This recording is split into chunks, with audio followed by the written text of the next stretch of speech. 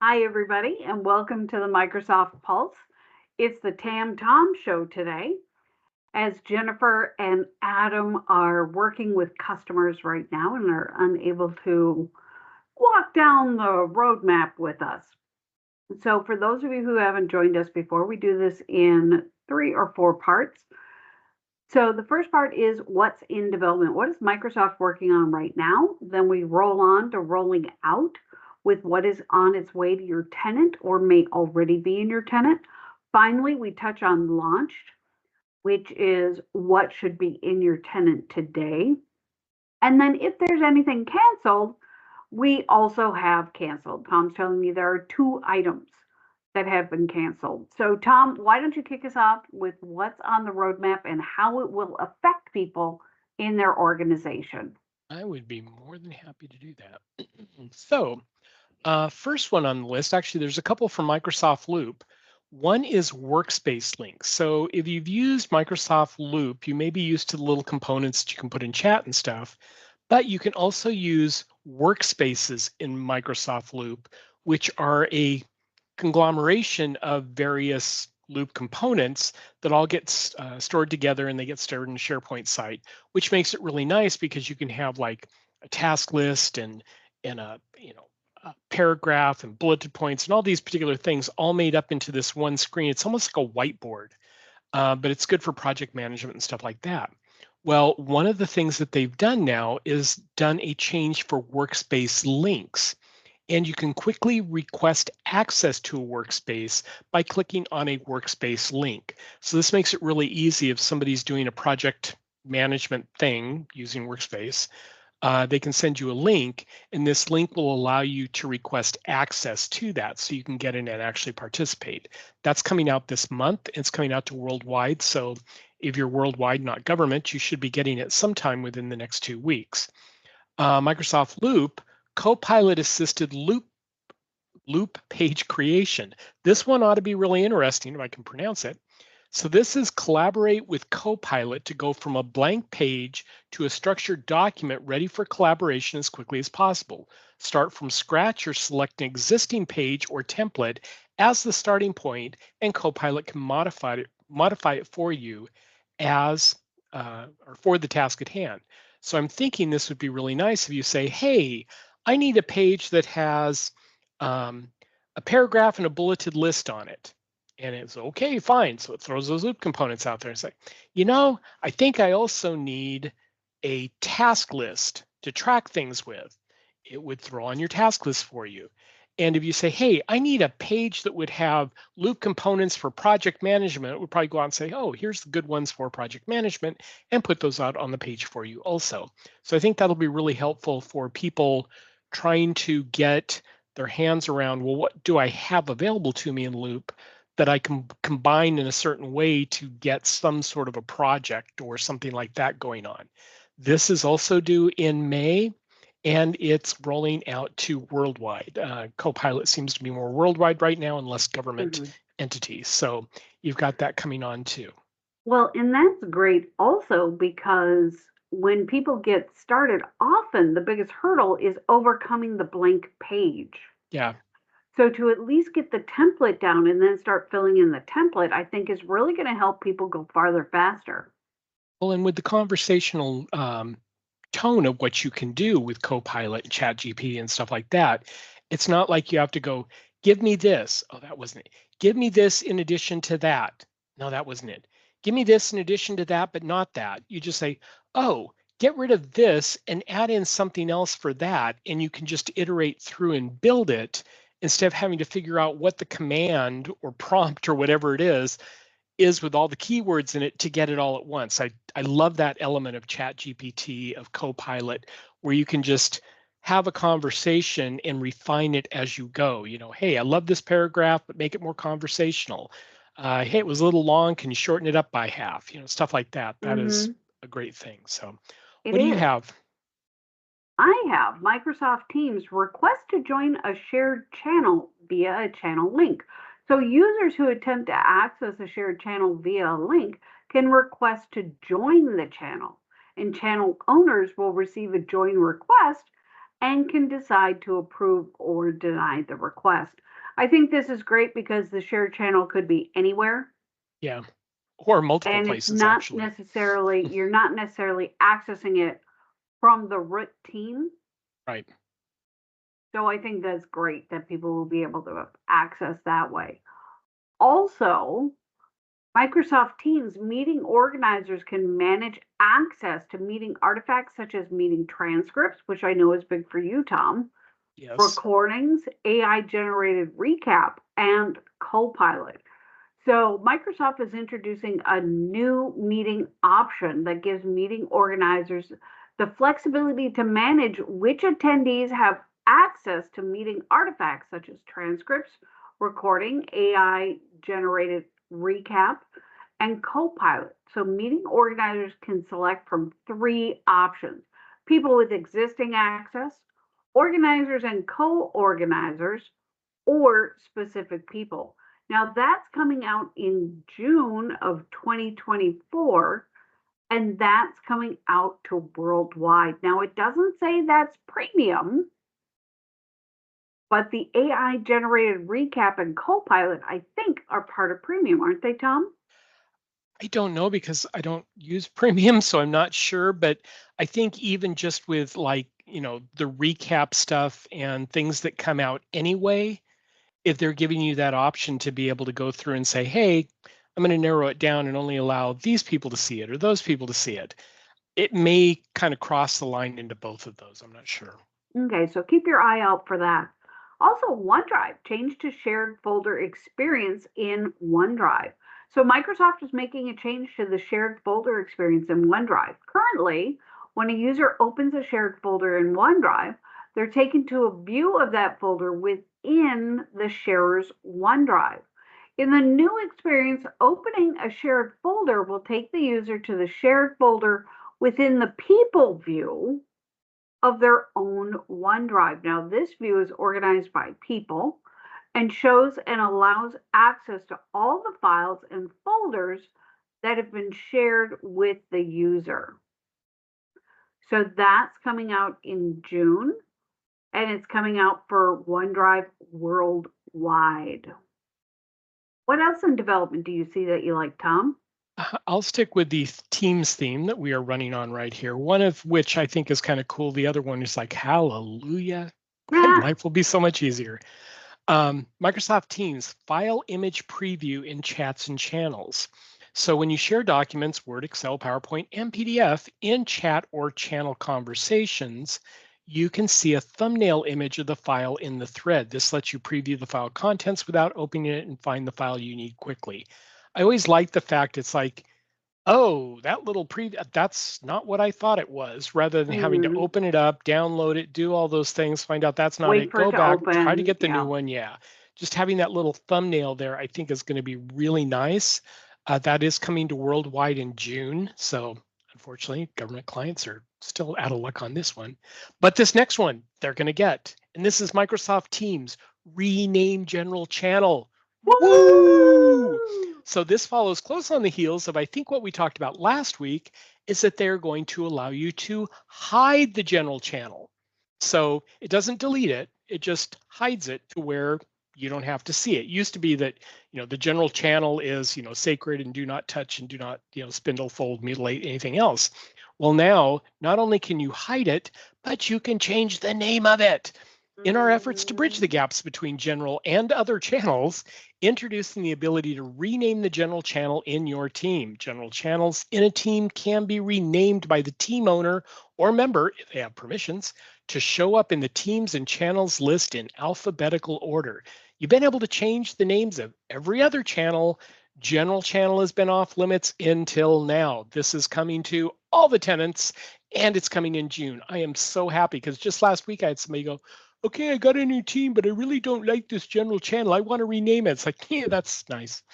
Adorable. You Yeah. don't get to do it. Sorry. Now they'll be able to. And I think this is going to go over really big. I don't think it's that big of a deal to me. It's like, fine, you have a general channel. Yeah. I think it's what But Jennifer calls a delighter. delighter. Yeah, it's going to make a difference to some people. Like, I've got this general channel, which means nothing to us. Well, now you Right. can make it mean something. It's like, hey, the home channel. Okay, fine. That works for you. Exactly. Name it the home The channel. announcement channel. Exactly. So you got that going on. I don't have any other ones that jumped out at me. So do you have any other ones you want to talk before we roll Yeah, on I to had rolling two out? more. Okay. Microsoft Teams simplifying the personal app header. So Microsoft Teams personal app will start showing a new simplified header bar on Microsoft Teams desktop and web clients. Now with this change, this About tab and other utility actions will be moved to the overflow menu. Overflow menu? Where the heck is the overflow menu? It's what All right, overflows on the side there. Yeah. thanks for Sorry. checking that. I'm going to pay for In that one later. addition to the chat tab will be moved to the right-hand side panel for apps that support it. Interesting. So they're moving some stuff around. Yeah, there you go. Yep. Microsoft Edge AI theme generator. This sounded interesting. This sounds interesting. Yeah, Microsoft Edge will include an AI theme generator that allows users to build based on a text prompt, and that's going to generate a series of images to preview as browser themes. So applying the theme includes setting the generated image on the Edge New tab page and applying the image's dominant color to the browser frame. Now, admins can restrict access to this feature using the AI Gen Themes enabled policy. So, in case people get too squirrely with it, and you know they will, they can put the kibosh on it. That's all I have for in development. Anything you wanted to touch on, Tom? I'm ready to roll on to rolling out. Let's do that. Go ahead, Tom. What do you like in Okay. rolling out? A couple things that I will toss out there. One, Microsoft Teams see multiple participants in shared content preview in the improved presenter window when screen sharing, which I think this is great because if you don't have somebody monitoring your meeting with you, it makes it really hard to try to keep track of everything and present at the same time. So what they're doing with this one is when sharing the screen or content, the presenter will now be able to better keep track of the participant's activity during a meeting. The improved presenter window shows up to 4 meeting participants, both video and audio, who are active speakers and who raised hands, which is really nice if you're trying to figure out who needs to be talked to next, as well as a preview of the content being shared. Meeting notifications appear in the middle of the screen for better visibility, so you don't have to have your eyes going all over the place. This gives presenters increased confidence and awareness of what is happening among participants during a meeting. I wholeheartedly endorse this one. I like it. And it's coming to all the different tenants and it's coming out this month. So if all of a sudden you go to share something and your screen looks entirely different, it's this. The other That's one, fabulous. I got to tell you, oh, go it's ahead. going to keep people from reading their slides to you. Oh, yes. Because those Yes. announcements will appear in the middle of the screen. They'll be like, I lost my train of thought here. you know? Anything to keep from being read to. The other one that I will mention is Outlook. New categorized email and mail from specific people search folders will be supported in the new Outlook for Windows and web. And yes, this one too includes the hashtag new Outlook for Windows. Search folders are virtual folders that provide a view of all email items that match specific search criteria. We will introduce 2 new search folders. Categorized email search folders let you easily filter emails by assigned categories, enhancing inbox organization. Mail from specific people search folders. Mail from specific people search folders lets you automatically collect and organize emails from designated senders or contacts. I think that would be really useful if you've got like 3 senior people that you report to. You could possibly put those 3 people into that people search folder and all their stuff's going to come out to there, which will make it real easy to find, reference back, see the new stuff, things like that. That one is coming out this month and worldwide GCC High, and DoD. So everybody should be getting that love for, in my case, Outlook for the web, but also for new Outlook for Windows. So you got that coming up. Tamara, what do you Awesome. have? I've got redirect incoming calls directly to voicemail That one's interesting. for incoming call notification. This is like Nope, not today. So it's in Microsoft Teams and it allows users to easily redirect an incoming call to voicemail without having to accept or reject the call when receiving calls from Teams certified phone devices.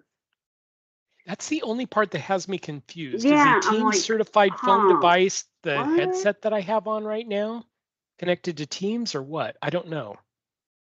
No, because there is no headset that is specific for Teams. Okay. And I'm not sure what a Teams certified phone device is because I'm not normally a Teams person. So, hey. No. Then Microsoft Teams, this is going to be big for my client, prevents users from sharing content in an externally hosted meeting. What I would love to see if they could do it where they can allow externally hosted meetings for specific domains Mm, to be able to show content, but then say no to everything else. So create, I don't know, what's it called, a whitelist yeah. or But this is permissible list? premium. So who knows what they can Yeah. do going forward because they're going to Yeah, charge you this for is this one. Microsoft Premium. So if a user attends a meeting hosted by an external tenant, the IT admin of the person attending the externally hosted meeting can decide in which externally hosted meetings the user can share their content. So it sounds like that's going to be the case. Yeah, You're either going to be able to block or allow. it seems like the way that I'm reading this. So if I attend a meeting hosted by an external tenant, which in this case would be you, Yeah. because I'm not part of your tenant, the IT person, the IT admin of the person attending the meeting, me, could decide in which externally hosted meetings the user can share their content. So in theory, my IT admin could say, hey, Tom, don't mind if you're in that meeting, you're not sharing anything. And they could block that from happening. So, you know, not bad. I don't share anything anyway, but could happen. Well, I do share my videos, so maybe that would also be the case. But yeah, Yeah, I sounds wonder if good. it would. I don't know. So, but that's coming out to worldwide GCC, GCC High, and DoD. What else do you have in rolling out? I'll just mention this because it's real short and real quick. Planner increased number of tasks per premium plan in Microsoft Planner. Create and manage up to 1,500 tasks within a Microsoft Planner premium plan, formerly known as Project for the Web Project. Yeah, it's like right up there with Team Sites, Team Spaces, So, if rolling I out this remember month. right, though, that's less than what you could manage in Planner. Uh, Possibly, but they I kind of think it was rolled. 2,500 active tasks, Well, they rolled Project, the web-based version of Project, into Planner. right? So I'm still not sure exactly where those lines are drawn in there because I don't do too much in there. Mm-hmm. Yeah. So could well be. Well, I've got one more I'm rolling out. Okay. Microsoft Teams apps now supported in group chats with external users. So users can now access applications and group chats with individuals outside their organization, fostering improved collaboration, interactivity, and productivity. The group chats host involving external participants can install, remove, or update applications for use by all members. That's coming out in May, and that's just to the standard multi-tenant, so worldwide. So no Loverjoy for the government or the military. I think that's cool that you can say, hey, I've got this group chat going. There's a couple of people, at least the way I'm reading this, a couple of people that are external that are part of this chat. And hey, I want to throw a whiteboard in this chat. Yeah. That's really cool that you'd be able to do that without having to go to the thing of having a channel, having the app in the channel, having channel access, blah, blah, blah. So So cool there. Tom, why don't you take us into the